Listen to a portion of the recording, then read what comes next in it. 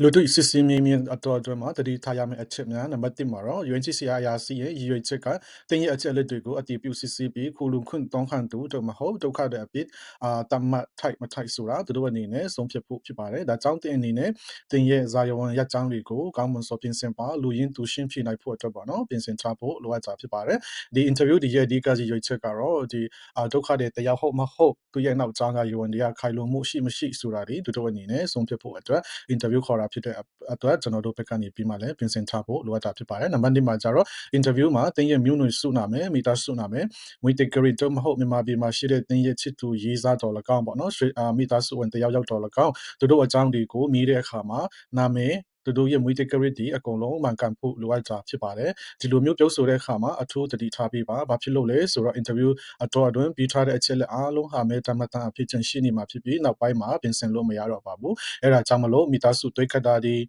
ီနောက်မှဒီကိုရဲ့ချစ်သူကဒီမလေးရှားရောက်လာတာဒီအင်ထုံပြူတာဒီအဲ့လိုမျိုးရှိလာတဲ့အခါမှာကိုပြောလိုက်တဲ့ပေါ့နော်ဒီနာမည်ဒီသူတို့ရဲ့မွေးတက်ကရစ်ဒီနဲ့ပေါ့နော်ကိုက်နေမှုရှိမရှိဆိုတာဒီချာစစ်စစ်ဖို့ဒီချာတတိထားဖို့ဒီချာတတိထားပြီးမှဖီဆိုမှုမျိုးပြုလုပ်ဖို့လိုအပ်တာဖြစ်ပါတယ်နံပါတ်3မှာကျတော့ဒီအမျိုးမျိုးသောအုပ်ချုပ်မှုအောက်ရှိဒေတာများတို့အပေအကြမပြင်းလိုက်ကြောင်းစင်ပြရာတွင်တင်းရဲ့ကိုရေးလုံခြုံရေးနဲ့အခြေခံလို့အခွင့်အရေးအတွက်ပြင်းထန်တဲ့အန်ဒီရဲ့တွင်ရင်ဆိုင်ရတဲ့နိုင်ကြောင်းလေးထားဖော်ပြပါဒါကြတော့ဗာပြောတာလဲဆိုတော့ဒီတခါတလေဒီကျွန်တော်တို့ interview နေတဲ့အချိန်မှာဒီအရာရှိတွေကအခု NGO အစိုးရတွေပြီးတော့မှဒီလက်နက်ကအပွင့်ဒီထိန်းချုပ်တဲ့နယ်မြေတွေမှာဘာဖြစ်လို့မသွားတာလဲအဲ့ဒီမှာလဲလုံခြုံမှုရှိတာပဲဆိုပြီးမှပေါ့နော်အဲ့လိုမျိုးမိခွန်းတွေမိထားရှိပါတယ်အဲ့လိုမျိုးမိခွန်းတွေပြန်ပြင်ပြဖို့အတွက်ဒီကိုယ့်ရဲ့ပေါ့နော်နိုင်ငံရေးအခြေအနေကြောင့်တော်လကောင်းပြီးတော့မှကိုယ့်ရဲ့ဒီနိုင်ငံသားကပြကအစဒီစာရွက်စာတမ်းတွေမရှိတော့တာကြောင့်တော်လကောင်းဒါမှမဟုတ်ဒီအခြေခံလို့အခွင့်အရေးပေါ့နော် basic human right ပေါ့နော်ဒီပညာရေး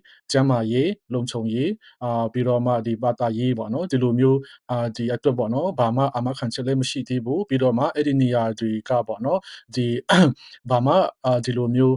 ဥပဒေနဲ့အုပ်ချုပ်တဲ့နေရာမဟုတ်ဘူးထင်းချုပ်တဲ့နေရာပဲဖြစ်တဲ့အတွက်ပေါ့နော်အမေတန်းဒီစစ်တပ်ဘက်ကတော့လကောင်းပေါ့နော်ဒီအချိန်မရွေးအဲ့လိုမျိုးလီယန်နဲ့ဘုံကျဲတာတော့ပေါ့နော်စစ်တပ်ဘက်ကနေအချိန်မရွေးဒီလိုမျိုးဝင်ရောက်ပြီးမှစစ်ဖြစ်နိုင်တဲ့အခြေအနေဖြစ်တဲ့အကြောင်းကိုတီချာပြောပြထပ်ဖို့လိုအပ်တာဖြစ်ပါတယ်။ဘာဖြစ်လို့လဲဆိုတော့ဒီထင်းချုပ်နယ်မြေတွေကဒီတချို့နေရာတွေမှာတော့ဒီ NGO ရဲ့အစိုးရဘက်ကနေတော့လကောင်းပြီးတော့မှဒီလက်နက်ကအပွင့်စီတွေကတော့လကောင်းပေါ့နော်မြို့ကအစားသူတို့ဒီနေရာဒေသတချို့တော့သူတို့ရဲ့ထင်းချမှုအောက်မှာရောက်သွားတာဖြစ်တယ်ဆိုတော့ဒီလိုမျိုးဘာဖြစ်လို့ဒီလိုနေရာမျိုးဒီမှာသွားပြီးမှခုလုံခွင့်မတောင်းတာလဲလို့ပြောတဲ့အချိန်မှာဒီအရှိကပြောတော့တယ်လို့ပဲဒီ basic human life ပေါ့နော်ဒီလူအခွင့်အရေးနဲ့တော်လကောင်းပြီးတော့မှအချိန်မရွေးရှိဖြစ်နိုင်သေးတဲ့အခြေအနေတဲ့တော်လကောင်းပြီးတော့မှဒီလိုမျိုးအစားတောက်ကအစပြီးတော့မှဒီဘာမှဥပဒေစိုးမိုးရေးမရှိသေးတဲ့အချိန်ဖြစ်တဲ့အတွက်ကြောင့်ပေါ့နော်ဒီလိုမျိုးနေရာဒီမှာလုံခြုံမှုမရှိတဲ့အကြောင်းတွေဒီချာပြောတတ်ဖို့လိုအပ်တာဖြစ်ပါတယ်နံပါတ်4မှာကျတော့ရှစ်တက်နဲ့လက်နက်နဲ့ပဲဖြစ်ဖြစ်အင်အားအသုံးပြုပဲဖြစ်ဖြစ်ပေါ့နော်ပြင်လေတိုက်ခိုက်ခဲ့တဲ့တို့မဟုတ်ထူးကြိတ်တာရုပ်ပိုက်ဆိုင်ရာထိတ်သက်ရင်ဆိုင်မှုတွေရှိတဲ့အကြောင်းတွေပေါ့နော်မပြောမိဘူးလိုအပ်တာဖြစ်ပါတယ်ဘာဖြစ်လို့လဲဆိုတော့ဒီလိုမျိုးစစ်တပ်ကိုပြင်လေခုခံတဲ့စစ်တပ်ကိုပြင်လေပြီးမှလက်နဲ့တော်လကောင်းပေါ့နော်ပြီးတော့မှကျွန်တော်တို့ကိုယ်တိုင်ကတော့လကောင်းဒီလိုမျိုးထိတ်သက်ရင်ဆိုင်မှုတွေရှိခဲ့တယ်လို့ပြောတယ်ဆိုရင်တော့ဒါဟာဒီဒုက္ခတွေတည်းအဖြစ်တတ်မှတ်ဖို့အတွက်သူတို့ဘက်ကနေပြီးမှမဖြစ်နိုင်ဒါမဟုတ်ဘဲနဲ့ပေါ့နော်ဖြစ်တော့ဒုက္ခတွေအဖြစ်တော့လက်ခံနိုင်တယ်တို့တော့လေကျွန်တော်တို့ဒီတတိယနိုင်ငံတွေတွားဖို့လုပ်တဲ့ခါမှာကိုယ့်ရဲ့ဒီတည်င်းအချက်လက်တွေကိုပြင်လည်ပြီးမှတင်ပြတဲ့ချိန်မှာတချို့နိုင်ငံတွေကဒီလိုမျိုးစစ်တပ်ကိုပြင်လည်ပြီးမှခုခံတဲ့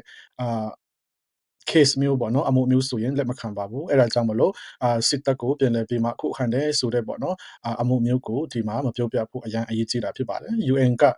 ကပြီးနိုင်တယ်တော့လေကျွန်တော်တို့ဒီတတိယနိုင်ငံတွေပါဒီထွက်သွားဖို့လုပ်တဲ့ခါမှာအခက်အခဲရှိနိုင်တာဖြစ်ပါတယ်အဲ့ဒါကြောင့်မလို့ဒီကျွန်တော်တို့ရဲ့လောက်ရက်တွေဟာဒေါ်လာကြီးအဖွဲ့တွေနဲ့ပေါ့နော်ဆက်ဆက်နေတဲ့လုပ်ငန်းဒါမှမဟုတ်ဒီကျွန်တော်တို့ရဲ့အသက်မွေးဝမ်းကြောင်းကလည်းပေါ့နော်ဒီလက်နက်ကိုင်တွေနဲ့ဘာမှဆက်ဆက်မှုမရှိအကြောင်းပြောထားဖို့လိုအပ်တာဖြစ်ပါတယ်ဒီလိုမျိုးစစ်တပ်ကိုပြန်လည်ပြီးမှခုခံတာတွေကြတော့ဒေါ်လာကြီးအဖွဲ့တွေနဲ့ဆက်ဆက်တဲ့လှုပ်ဆောင်ချက်တွေတာဖြစ်ပါတယ်ပြီးတော့မှစီးပွားရေးခက်ခဲလို့ငွေရှာချင်လို့ ရောက်လာတာပါလို့လည်းမပြောမိစေပါစေနဲ့ဘာဖြစ်လို့လဲဆိုတော့ဒီစီးပွားရေးခက်ခဲလို့နိုင်ငံရေးကြက်တီးလို့ငွေရှာချင်လို့ပေါ့နော်ဒီလိုမျိုးနဲ့ပေါ့နော်ဒုက္ခတွေတဲမှာဖြစ်တတ်မှလို့မရပါဘူးအကယ်၍ခမရအနေနဲ့ဒီတက်ကြွလို့ရှာတူတအိုးဖြစ်နေခဲ့ရင်လဲပေါ့နော်ဒီဘယ်လိုပြောမလဲဒီစစ်တပ်ကိုဒေါ်လာခဲ့တယ်စစ်တပ်ကိုပုံကန်ခဲ့တယ်စစ်တပ်ကိုလက်နဲ့ရောဒီလူအင်အားနဲ့ပါကိုတိုင်ပါဝင်ပြီးမှပေါ့နော်ပြင်တိုက်တဲ့အဲ့လိုမျိုးအခြေအနေတွေကိုလုံးဝမတင်ပြသင့်ပါဘူးဘာဖြစ်လို့လဲဆိုတော့ဒီလိုအခြေအနေတွေကစစ်တပ်ကိုပြင်လည်ပြီးမှခုခံနိုင်တဲ့အခြေအနေဖြစ်တဲ့အတွက်ပေါ့နော်ဒုက္ခတွေတွေအဖြစ်တတ်မှတ်နိုင်တဲ့တော်တော်လဲတတိယနိုင်ငံထွက်သွားတဲ့ချိန်မှာအဆင်မပြေနိုင်ပါဘူးအဲ့ဒါကြောင့်မလို့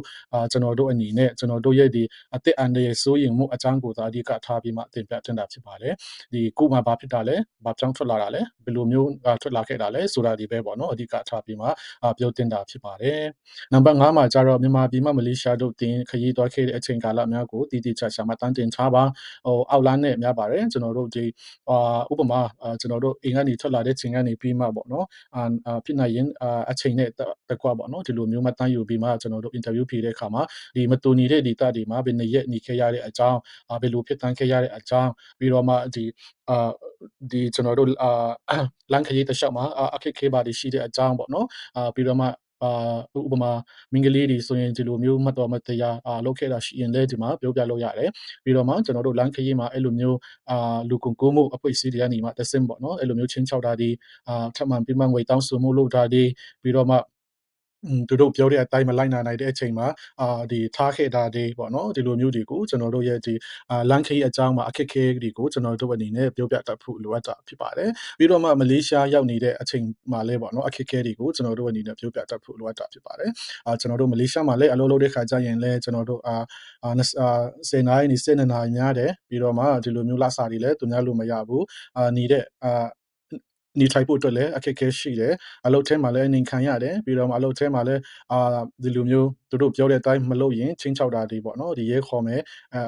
ဒီလိုမျိုးလူခေါ်ပြီးမှဒီလိုမျိုးခင်ဗျားတို့ကိုဟိုလူလောက်လိုက်မယ်ဒီလူလောက်လိုက်မယ်ဆိုတဲ့ချင်းချောက်မှုမျိုးပေါ့နော်ဒီလိုမျိုးကိုယ့်ရဲ့အခက်အခဲမှန်သမျှကိုပေါ့နော်မလေးရှားလာတဲ့လမ်းတစ်လျှောက်မလေးရှားမှာရောက်ပြီးတခါလာအခက်အခဲတွေကိုလည်းပြောပြတတ်ဖို့တင်ပြတတ်ဖို့လိုအပ်တာဖြစ်ပါတယ်ဆိုတော့နံပါတ်6မှာကျတော့ဒီ interview ပြီးတဲ့အခါမှာပေါ့နော်ဒီ UN ဘက်ကနေပြီးမှသူတို့ပြီးတဲ့ဒီအထောက်အထားစာရွက်စာတမ်းတော်၎င်းကပ်ပြားတော်၎င်းပေါ့နော်ဒီချာစစ်ဆေးပြီးမှပြင်သင့်ပါတယ်ကျွန်တော်တို့ရဲ့နာမည်မှန်ကန်မှုရှိမရှိဝိတက်ကြတဲ့ဒီမှန်ကန်မှုရှိမရှိပေါ့နော်ဒီချာစစ်ဆေးဖို့လိုအပ်တာဖြစ်ပါတယ်ဘာဖြစ်လို့လဲဆိုတော့ဒီ UN ရုံးကဝန်ထမ်းတွေကျွန်တော်တို့နာမည်တွေနဲ့ရင်းနှီးကောင်းရင်းနှီးလိမ့်မယ်တော်တော်လေးဒီကိုယ့်ရဲ့နာမည်တလုံးလွှဲလိုက်တာနဲ့ပေါ့နော်ပြင်လည်ပြီးမှ